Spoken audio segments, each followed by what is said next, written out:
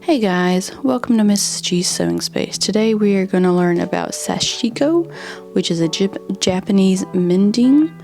I had a prior video talking about Sashiko, but this is a more serious video. It's still a beginner video. I still don't quite know what I'm doing, but I took some time to learn about the techniques and we're going to go over that. So right now I'm showing you two patterns that I found, and links as always are going to be posted in the description box below. And I'm going to show you two ways to transfer that pattern so that you'll be able to follow the pattern and you don't have to worry about doing it freehand. So for this one right here, I am using cotton muslin, which is what you would normally find in the quilting section at your local fabric store, and I'm using this Sulky permanent ink iron-on transfer pen. It's like a black Sharpie marker, but you trace out your pattern and then that ink will transfer on to the cotton muslin with an iron.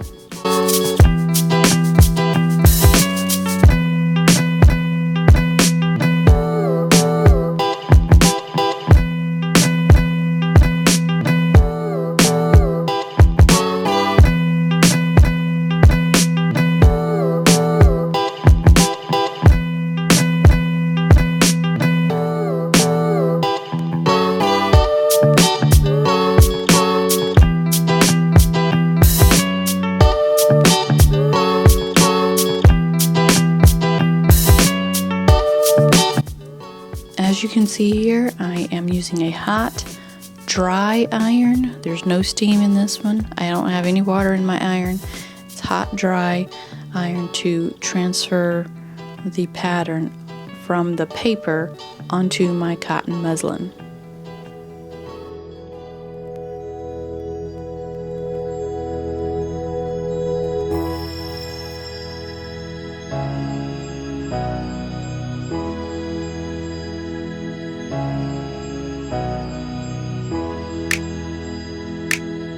Make sure if you use this method that you use pressure and the heat to get that ink to transfer over to your muslin as equally as possible. I did well around the edges, but the middle portion was still kind of light.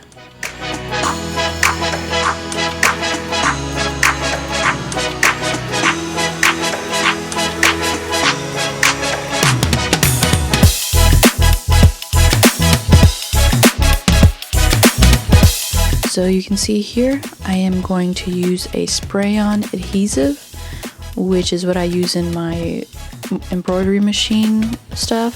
So I just lightly sprayed the back and laid it on, and now my fabric is stuck onto the back.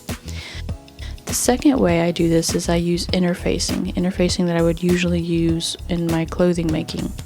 This is a very light, drapey interfacing, and so I can see straight through it. It's just like tracing paper. So I'm going to lay my interfacing on my pattern and tape it in place so it doesn't shift, because it will shift. It's very slippery, so it won't shift. I made sure that the glue dots are against the paper. I don't want to try to draw over the glue dots as I trace the pattern onto the interfacing.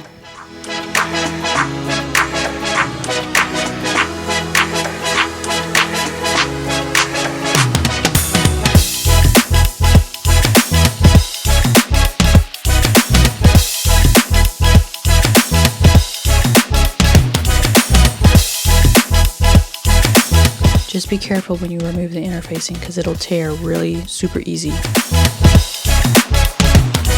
So there's my new pattern, and I'm going to iron it on the back of my fabric, which is what I've already done here. So now I have both pieces of my fabric attached to the back, whether with the adhesive spray or ironed on. I'm using regular embroidery needles and regular embroidery floss. Embroidery floss comes in 6 strands, and so I split this strand in half to be able to use 3 strands for my project. Same stuff you can pick up at Joann's, and floss is only a few cents, like maybe 25 cents. Okay, the last time I was there it was maybe 25, 30, definitely less than 50 cents a strand. So I should tell you, it's been quite a while since I have been to the store to pick up floss.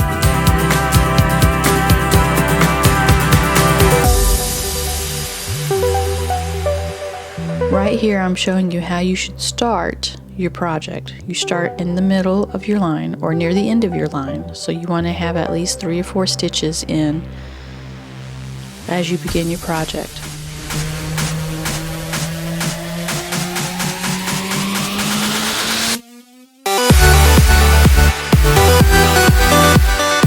Leave a tail behind.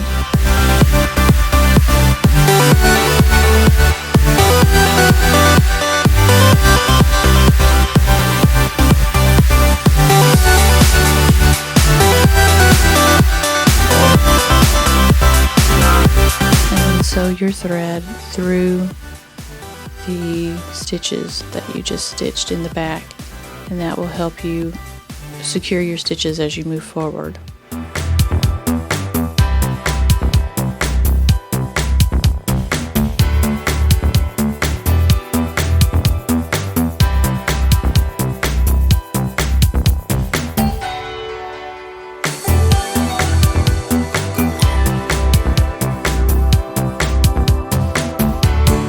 That's how you start your project, and then you just continue on at that point.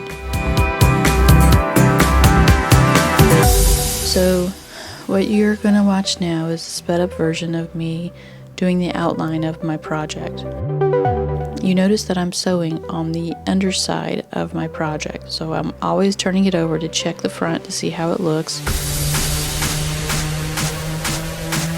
And that means I have to adjust my stitching slightly since I'm sewing from the back.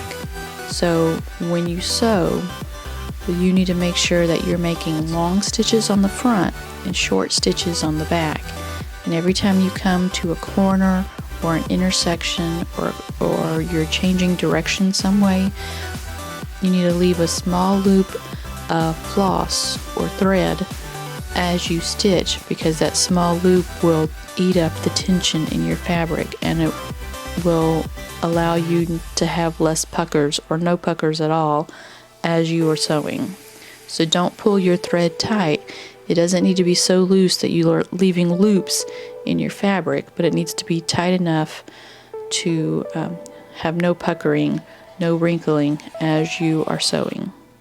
And they don't have to be huge loops. They just need to be small loops enough to show that you're not puckering. So, like I said, it allows the fabric and the thread to move within each other to keep things from wrinkling up too much.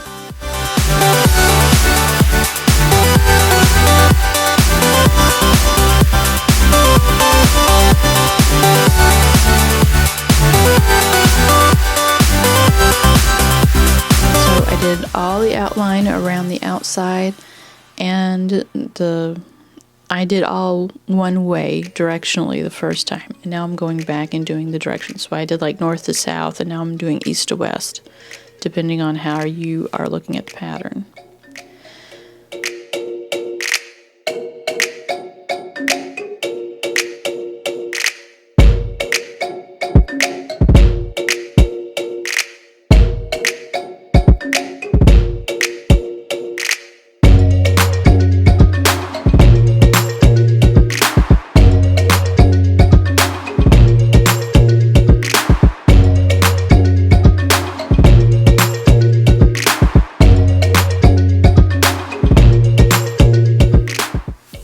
Now, because the lines I'm stitching are not one long continuous line, I have to jump from one space to another. And from what I had read, if you have a space that you need to jump to that's 1 inch or smaller, then you can just leave large thread loops from where you stopped at to where you need to start again. So it's like leaving those little bitty loops in your corners and intersections, but this is just a larger loop to be able to go from one section to another, as long as the space is 1 inch or less. Anything larger, then your loops are just going to get tangled up in the back.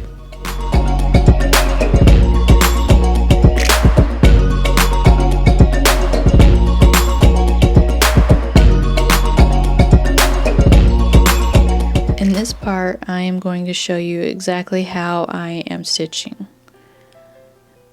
And pay attention, it looks a little crazy, but I'm making larger stitches in the front and itty bitty baby stitches in the back. I'm trying to keep my stitches even as possible.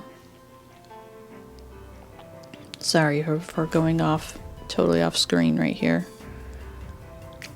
But if you notice the length of my stitches, when you see the shiny part of the needle, those are my back stitches and those are my front stitches. So I'm doing the best that I can to keep everything equal and looking nice. Keep the small loop on the back, like a little bitty baby loop, like that. Oop. And now I'm going to jump to my next one. I'm not cutting my thread, I'm just going to leave a large loop as I jump to my next line and start stitching again.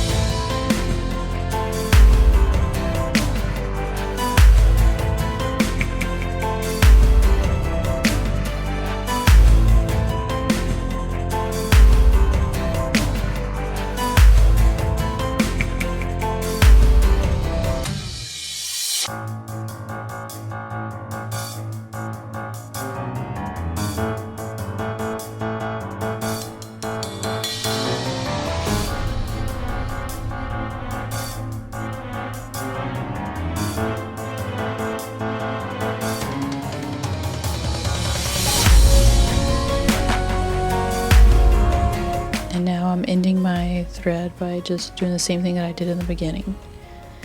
Here I'm looking at my intersections. Those are pretty decent intersections. Here in Sashiko sewing or embroidery, what your intersections look like matter. So this is a good one. The intersections do not cross over each other, so there's no weird wonky stitches. This one is a bad one because it's all weird and wonky and it's not uniform and it looks like it just crisscrossed all over each other. So here is my completed embroidery. There's the back, so you see the large jump stitches and the little bitty baby loops. And now I'm just doing my next one, but I'm going to speed through this one, so I'm not going to explain anything. We'll just look at my speedy fast hands.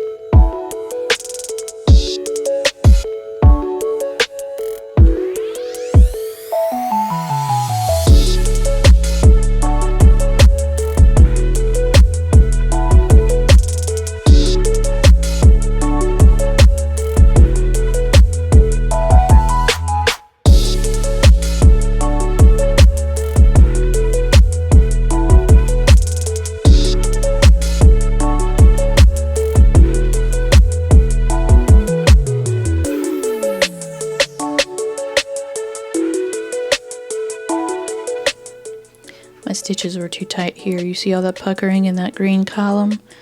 It's just a bit too tight. I need to be more careful in the other stitches.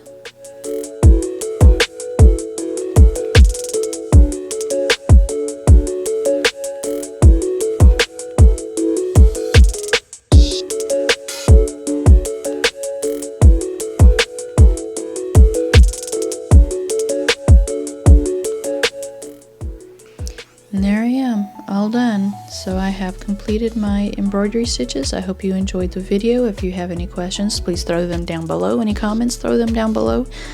Everything that I use will be linked below. The website that I looked at and where I got the embroidery patterns will be linked below as well.